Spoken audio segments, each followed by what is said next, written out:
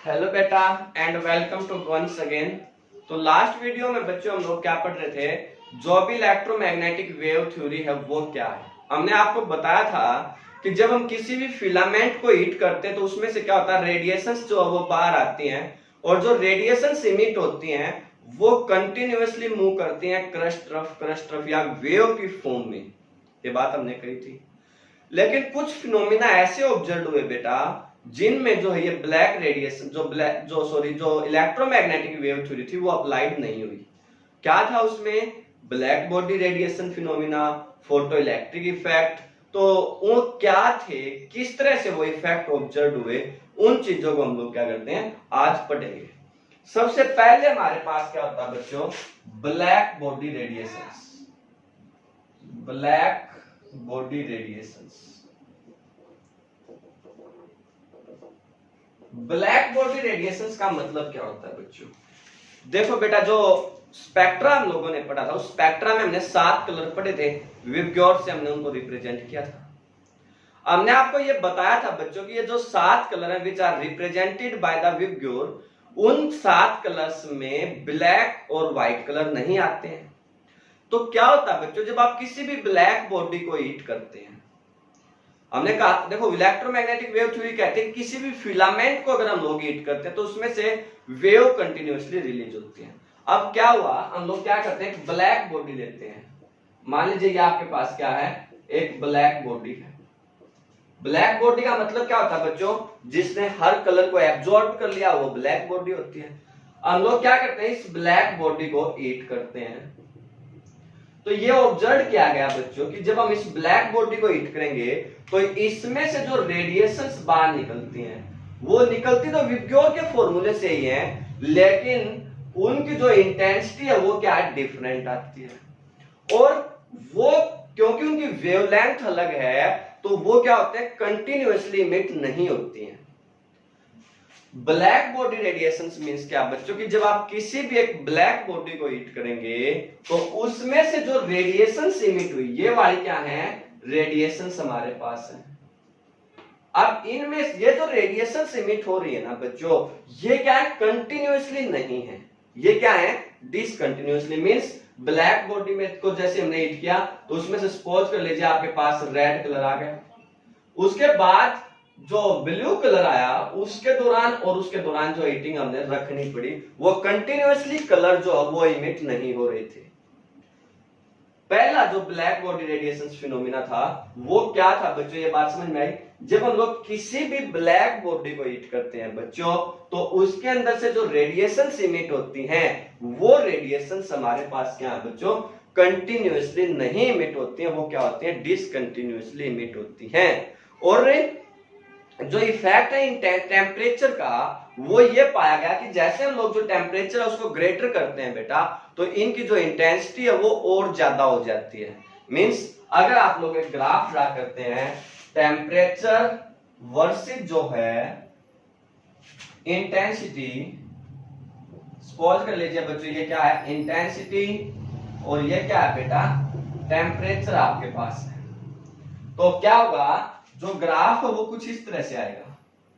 यहां पे एक पर्टिकुलर इंटेंसिटी, जैसे मान लीजिए T1 टेम्परेचर है, जहां पर एक पर्टिकुलर इंटेंसिटी और पर्टिकुलर टेम्परेचर के ऊपर क्या होती है, जो रेडिएशंस हैं उनकी इंटेंसिटी मैक्सिमम आती है और कुछ समय के बाद ग्रेटर टेम्परेचर पे भी इंटेंसिटी कम हो जाती है और कम टेम्परेचर के ऊपर भी इंटेंसिटी कम हो जाती है। और जब इस टेम्परेचर को ज्यादा किया गया तो ये पाया गया बच्चों की ये इंटेंसिटी जो है इस तरह से इंक्रीज करती है in the case of T2। यहां पे जो T2 टेम्परेचर है वो क्या ग्रेटर देन है T1 से। अब अगर सोचो इंटेंसिटी कंटिन्यूअसली इंक्रीज करिए, किसी फिलामेंट को आप स्ट्रांगली हिट कर रहे हैं तो उसमें से जो रेडिएशन से ज्यादा इमिट हो रही है, ज्यादा इंटेंसिटी की आ रही है, और जबकि कम फिलामेंट, आप किसी भी फिलामेंट को कम हिट करेंगे तो उसमें से कम जो इंटेंसिटी की रेडिएशन आएंगी। जबकि वेव थ्योरी क्या मानती है कि जो भी रेडिएशन इमिट होती है उनकी फ्रीक्वेंसी वो जो है फ्रीक्वेंसी पे डिपेंडेंट होती है, इंटेंसिटी पे नहीं होती है। जबकि हम लोग ये पा रहे हैं कि with increase in the temperature जो इंटेंसिटी है वो हमारे पास क्या आती है बेटा, चेंज होती है। This is the big limitations of जो है इलेक्ट्रोमैग्नेटिक वेव थ्योरी। बात समझ में आ गई। जो ब्लैक बॉडी रेडिएशन है वो क्या है, इस बात को समझ लीजिए बच्चों। जब किसी ब्लैक बॉडी को इमिट किया जाता है तो उसमें से जो रेडिएशंस इमिट होती हैं वो रेडिएशंस क्या ब्लैक बॉडी रेडिएशंस हैं, लेकिन ये black body radiations are not जो है कंटिन्यूअस, दीज आर डिसकंटिन्यूअस। बात समझ में आ गई। तो पहले जो प्रॉब्लम थी क्या थी, इलेक्ट्रोमैग्नेटिक वेव थ्योरी की, वो बात समझ में आई। दूसरी प्रॉब्लम क्या थी बच्चों, वो सेकंड प्रॉब्लम हमारे पास थी फोटो इलेक्ट्रिक इफेक्ट। अब वो क्या कहता है बच्चों, इसको देखिए आप लोग। फोटो इलेक्ट्रिक इफेक्ट ये क्या है बच्चों, ये कहता है भाई कि सपोज कर लीजिए आपके पास कोई भी एक metal like sodium, CS, potassium, इस तरह से कोई भी एक मेटल है। आपने क्या करना है, ये हमारे पास क्या कोई भी एक मेटल है बच्चों, कोई भी एक मेटल है, उसके ऊपर आप लोग क्या करो, एक स्टेबल फ्रीक्वेंसी की रेडिएशंस को फॉल करिए। ये क्या है, इंसिडेंट रे, ठीक है। ये क्या है, इस मेटल सरफेस के ऊपर टकराएंगे, जाके मेटल सरफेस के ऊपर फॉल करेंगे। ये पाया गया कि अगर इन इंसिडेंट रे की फ्रीक्वेंसी एक पर्टिकुलर फ्रीक्वेंसी उससे ज्यादा है बच्चों, तो इसमें से क्या होता है, इलेक्ट्रॉन बाहर निकल जाते हैं। क्या होता है, जो इंटेंसिटी है इंसिडेंट रे की, अगर वो फ्रीक्वेंसी वो फ्रीक्वेंसी एक particular frequency known as the threshold frequency, क्या बोलते हैं बच्चों, थ्रेशोल्ड फ्रीक्वेंसी। अगर इन इंसिडेंट रेडिएशन की जो फ्रीक्वेंसी है बच्चों वो एक थ्रेशोल्ड फ्रीक्वेंसी से ज्यादा है, तो इनके अंदर से क्या होता है बच्चों, इलेक्ट्रॉन बाहर निकल जाते हैं। इलेक्ट्रॉन क्या हो जाते हैं बच्चों, इजेक्टेड। ये क्या हुआ, electron get to be ejected. Ejected means क्या होगा, बाहर निकल जाना। बात समझ गए। तो फोटो इलेक्ट्रिक इफेक्ट का मतलब क्या होता है बच्चों, the phenomena of emission of electron from the surface of a metal by falling a suitable frequency radiation. किसी भी मेटल सरफेस के ऊपर से एक suitable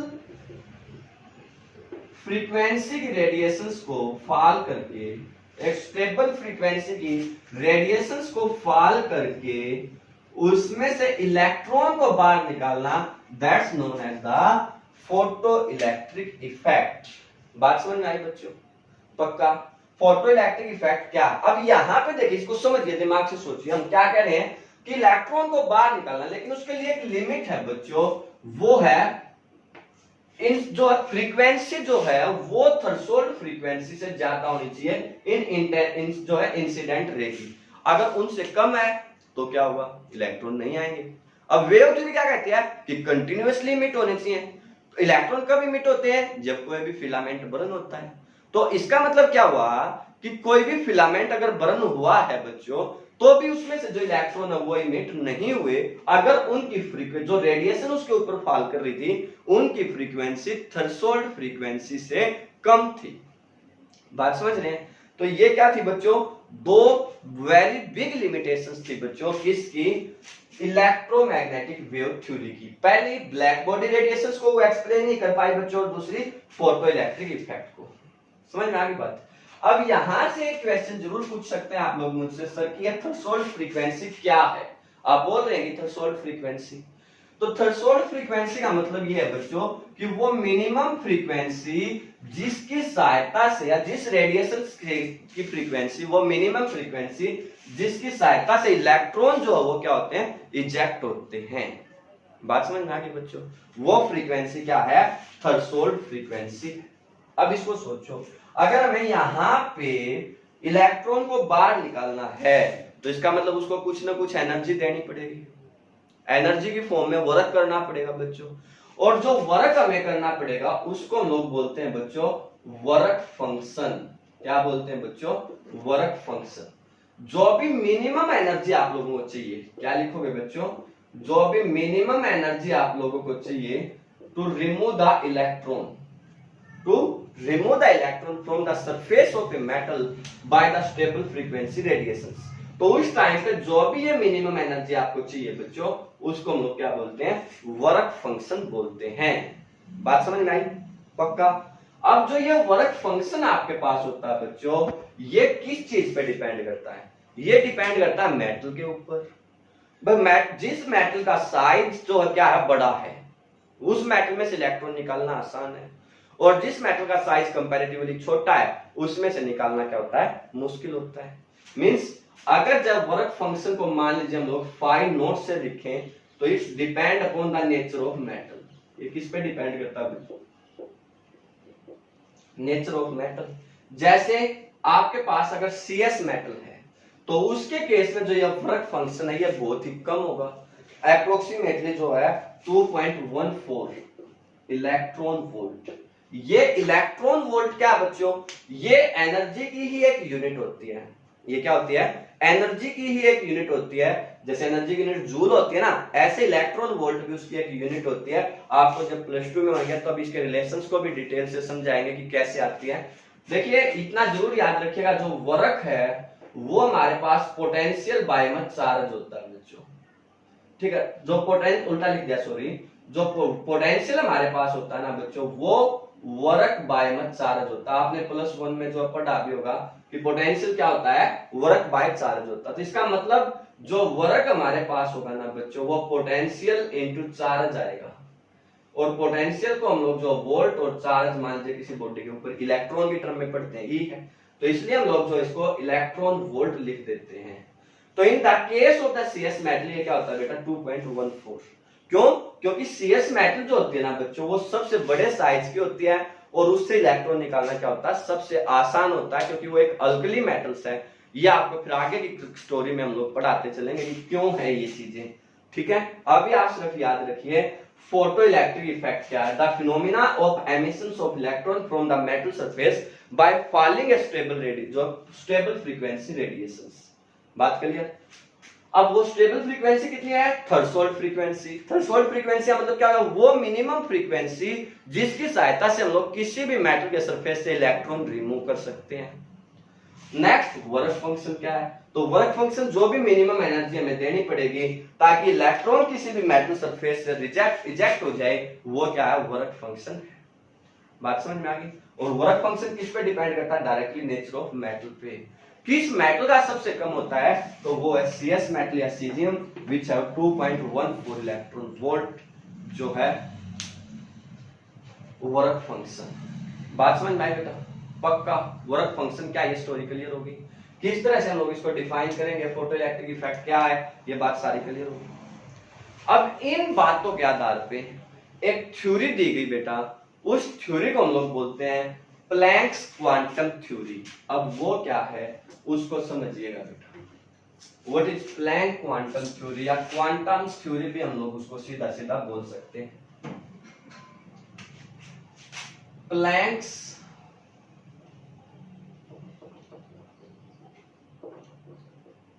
quantum theory. Planck's quantum theory क्या बच्चों, अब इसको पढ़ना है। तो इसने क्या किया, जो इलेक्ट्रोमैग्नेटिक वेव थ्योरी था बच्चों, उसी को मानना थोड़ा सा बदला। क्या बदला इसने? इलेक्ट्रोमैग्नेटिक वेव थ्योरी कहती है कि कोई भी जो रेडिएशंस होती हैं, they consist the energy. Definitely radiations have the energy, इसने भी कहा। पर उसने कहा था कि वो रेडिएशंस क्या होती है, कंटिन्यूअसली होती हैं in the form of the wave. बस इसने ये बात नहीं मानी। इसने कहा कि जो रेडिएशंस हमारे पास होते हैं ना बच्चों, वो रेडिएशंस जो है वो सभी क्या करती हैं, एनर्जी को कंसिस्ट करती हैं, उनमें एनर्जी होती है, इसमें कोई डाउट नहीं है।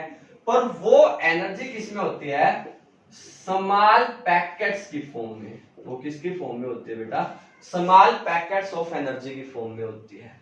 और जो स्मॉल पैकेट्स हैं, उन स्मॉल पैकेट्स उनको या ईच पैकेट्स ऑफ एनर्जी को हम लोग क्या बोलते हैं, क्वांटा। क्या बोलते हैं बच्चों, each packets of energy is known as the quanta. समझ में आई बात क्या होती है, समझिए इसको। कि जो ब्लैक बॉडी से निकली ना, कि भाई एक बार रेडिएशन निकली फिर नहीं निकली, तो मीन्स उनकी एक पर्टिकुलर एनर्जी हुई तभी तो वो निकली। ऐसे तो इलेक्ट्रॉन के केस में जब उनकी फ्रीक्वेंसी थ्रेशोल्ड फ्रीक्वेंसी के बराबर हुई तो वो इलेक्ट्रॉन जो है बाहर निकले जो फोटोग्राफी जो फोटोइलेक्ट्रिक इफेक्ट में। तो इसका मतलब इसने कहा कि जो रेडिएशंस हैं उन रेडिएशंस में क्या होता है बच्चों, एनर्जी होती है, लेकिन वो क्या होती है, स्मॉल पैकेट्स ऑफ एनर्जी की फॉर्म में हमारे पास एनर्जी होती है। और जो वो स्मॉल पैकेट्स ऑफ एनर्जी हैं उन पैकेट्स का नाम क्या होता है, क्वांटा। उन पैकेट्स को क्या बोलते हैं बच्चों, क्वांटा। बात समझ में आई। और एक क्वांटा, वन क्वांटा जो आपके पास है, वन क्वांटा, उसको हम लोग क्या बोलते हैं, फोटोन। यहां से एक नया शब्द आ गया बच्चों, वो है फोटोन। फोटोन अब क्या हो गए, स्मॉल पैकेट्स ऑफ एनर्जी हो गए। जैसे मान लीजिए यहाँ पे बल्ब जल रहा है तो उससे जो रेडिएशंस मेरे पास पहुंच रही है वो क्या, स्मॉल पैकेट्स ऑफ एनर्जी की फॉर्म में है। और उन स्मॉल पैकेट्स ऑफ एनर्जी को हम लोग क्या बोलते हैं, फोटोन। तो रेडिएशंस यहाँ तक मतलब लाइट की फॉर्म में जो हमारे पास आ रहे हैं वो क्या, फोटोन है। जब भी आप किसी बल्ब को या मैंने कहा किसी भी फिलामेंट को हीट करेंगे तो ऐसे बल्ब भी एक फिलामेंट ही है बच्चों, तो उसको वर्णन होगा तो रेडिएशंस आएंगी। रेडिएशंस किसकी फॉर्म में आएंगी, वेव थ्योरी कहते थे कि वेव की फॉर्म में आएंगी, ऐसे क्रस्ट ट्रफ इस तरह से आएंगी आपके पास में। और क्वांटम थ्योरी क्या कहती है, स्मॉल पैकेट्स ऑफ एनर्जी की फॉर्म में हमारे पास क्या होगी, वो आएंगी। और वो स्मॉल पैकेट्स ऑफ एनर्जी है वो क्वांटा है, और एक क्वांटम को हम लोग क्या बोलते हैं, फोटोन बोलते हैं। बात समझ में आ गई। दूसरा इसने क्या कहा बच्चों कि जो ये एनर्जी होगी ना, जो एनर्जी आपके पास होगी ऑफ द ईच फोटोन या ईच क्वांटा, वो आपके पास डायरेक्टली प्रोपोर्शनल होती है फ्रीक्वेंसी। ई अगर मान लीजिए एनर्जी है तो वो डायरेक्टली प्रोपोर्शनल है बेटा म्यू के। E is directly proportional to mu या frequency. You can write E is equal to h mu. h क्या बच्चों, एक कांस्टेंट ऑफ प्रोपोर्शनलिटी है जिसको हम लोग बोलते हैं प्लैंक्स कांस्टेंट। इसका नाम क्या बच्चों, प्लैंक कांस्टेंट। प्लैंक कांस्टेंट क्या है, ये बात समझ में आ गई। एक कांस्टेंट ऑफ प्रोपोर्शनलिटी है, कहां पे, क्वांटम थ्योरी में। तो उसके अकॉर्डिंग एनर्जी किसके बराबर है, E is equal to h mu. समझ में आ गई बात। और इस प्लैंक कांस्टेंट की जो वैल्यू है बच्चों h, वो क्या होती है 6.63 into 10 raised to power -34 joule second. The value of Planck constant is equal to 6.63 into 10 raised to power -34 joule second. बात समझ में आ गई बच्चों। तो पहला पोस्टुलेट क्या था वो क्लियर होगा, दूसरा क्या ये क्लियर होगा। अब तीसरा क्या कहता है, तीसरा कहता है बच्चों कि अगर मान लीजिए एक टाइम पे ज्यादा नंबर ऑफ फोटोन्स इमिट हो रहे हैं, अगर एक टाइम पे क्या हो रहा है, ज्यादा नंबर ऑफ फोटोन्स इमिट हो रहे हैं, तो उनकी जो टोटल एनर्जी आपके पास होगी ई क्या है बच्चों, अगर total energy of the all electron rejected तो वो क्या, NH म्यू। मींस n यहां पे आपके पास क्या, कोई भी इंटीजर। समझ गए। मींस जो भी एनर्जी इमिटेड होगी in form of all electrons वो किसके बराबर होगी बेटा, इंटीग्रल मल्टीपल आपके पास आएगी ऑफ दिस एनर्जी। आई बात समझ में बच्चों, पक्का। क्या है प्लैंक क्वांटम थ्योरी, तीन मेन पोस्टुलेट है बच्चों। रेडिएशन एनर्जी जो होती, कोई भी फिलामेंट बर्न होगा, रेडिएशन एनर्जी आएगी, वो स्मॉल पैकेट्स ऑफ एनर्जी होंगे, उन स्मॉल पैकेट्स ऑफ एनर्जी को फोटोन कहेंगे। फोटोन एक फोटोन जो या क्वांटा कहेंगे, और एक क्वांटा एक फोटोन के बराबर होता है। जो एनर्जी है ईच क्वांटा या फोटोन्स की वो डायरेक्टली प्रोपोर्शनल है फ्रीक्वेंसी के। E is directly proportional to mu या E is equal to h mu. h is a constant of proportionality known as the Planck constant. बात समझ में आई बच्चों। और दूसरा h is equal to 6.63 into 10 raised to power -34 joule second. And total energy किसी भी फिलामेंट के हीट होने से आएगी तो वो किसके बराबर होगी, NH म्यू। n इज जो है इंटीजर। बात क्लियर हुई बच्चों। तो अब क्वेश्चन था कि how it's explain the black body radiations. तो ब्लैक बॉडी रेडिएशंस क्या कहती है बच्चों कि जो एनर्जी है वो कंटिन्यूअसली नहीं होती है। ये बात इसने भी कही। जो रेडिएशन एनर्जी होती है, रेडिएंट एनर्जी जो हमारे पास होती है वो कंटिन्यूअसली नहीं है, डिसकंटिन्यूअसली है in the form of small packets of energy. तो ब्लैक बॉडी रेडिएशंस को इसने आसानी से एक्सप्लेन किया। प्लैंक जो है फोटोइलेक्ट्रिक इफेक्ट भी यही था कि अगर एक पर्टिकुलर फ्रीक्वेंसी है तो इलेक्ट्रॉन इमिट होंगे। अगर उससे कम फ्रीक्वेंसी है तो एनर्जी कम होगी, और कम एनर्जी होगी तो वो एनर्जी वर्क फंक्शन से कम हो जाएगी, और वर्क फंक्शन से कम होगी तो इलेक्ट्रॉन बाहर नहीं निकलेंगे। बात समझ में आई? पक्का? तो इस थ्योरी ने किस तरह से एक्सप्लेन किया। फिर दूसरा फोटो इलेक्ट्रिक इफेक्ट को इसने आगे भी सोल्व किया। एक इक्वेशन अदर इक्वेशन दी जिसको आइंस्टीन इक्वेशन भी बोलते हैं बच्चों, वो क्या थी उसको भी समझ लीजिए। क्या कहा है हम लोगों ने फोटो इलेक्ट्रिक इफेक्ट में बच्चों, कि अगर यह आपके पास कोई भी एक मेटल है, उसके ऊपर आप लोग एक स्टेबल फ्रीक्वेंसी का रेडिएशन फॉल करेंगे तो उसमें से इलेक्ट्रॉन बाहर निकलेंगे। लेकिन कंडीशन ये है कि यहां से जो रेडिएशन फॉल हो रही है उनकी फ्रीक्वेंसी एक थ्रेशोल्ड फ्रीक्वेंसी h म्यू से ग्रेटर होनी चाहिए। जो म्यू है that should be greater than mu naught. Threshold frequency से ज्यादा फ्रीक्वेंसी होगी तो इलेक्ट्रॉन जो है इमिट होंगे। अब अगर वो ज्यादा है तो वो कहां यूज होगी, बच गई जो एनर्जी, क्योंकि h म्यू नॉट मान लीजिए आपके पास जो है हमने यहां से h म्यू फ्रीक्वेंसी दी, अब उसमें से h म्यू नॉट तो जो है यूज होगी बेटा इलेक्ट्रॉन को इजेक्ट करने में। जो बाकी बची वो कहां गई, तो वो कहां जाती है, वो जाते इस इलेक्ट्रॉन को काइनेटिक एनर्जी प्रोवाइड करने में, ताकि ये जो इलेक्ट्रॉन रिमूव हुआ है वो मेटल सरफेस से मूव कर सके। बात समझ में आई? तो वी कैन से कि h म्यू जो है आपके पास अगर एनर्जी थी, तो जो काइनेटिक एनर्जी आपके पास आएगी ऑफ द इलेक्ट्रॉन जो किसी भी मेटल सरफेस से इजेक्ट हुए हैं, वो क्या आएगी बच्चों, h mu minus h mu naught. क्या आएगी, h mu minus h mu naught. अगर आप लोग तो यहां से h कॉमन ले लेंगे तो you can also right mu minus mu naught, और म्यू हमने आपको एक रिलेशन बताना c इज इक्वल टू क्या होता है, लैम्डा इनटू म्यू। तो यू कैन आल्सो राइट कि जो mu is equal to c by lambda. तो यहां से आप लोग ये देख सकते हैं h is equal to h into में c by lambda minus c by lambda not. It means hc into 1 by lambda minus 1 by lambda naught. This is the ionization energy of the ejected electron. So this equation is known as the Einstein photoelectric equation. इसको क्या बोलते हैं बच्चों, Einstein photoelectric equation. क्योंकि जो photoelectric effect आया quanta theory थी उसको देने में आइंस्टीन का भी जो है बहुत ज्यादा महत्वपूर्ण योगदान था। बात समझ में आई बच्चों? पक्का? देखिए एक बार अच्छे से आप इसको।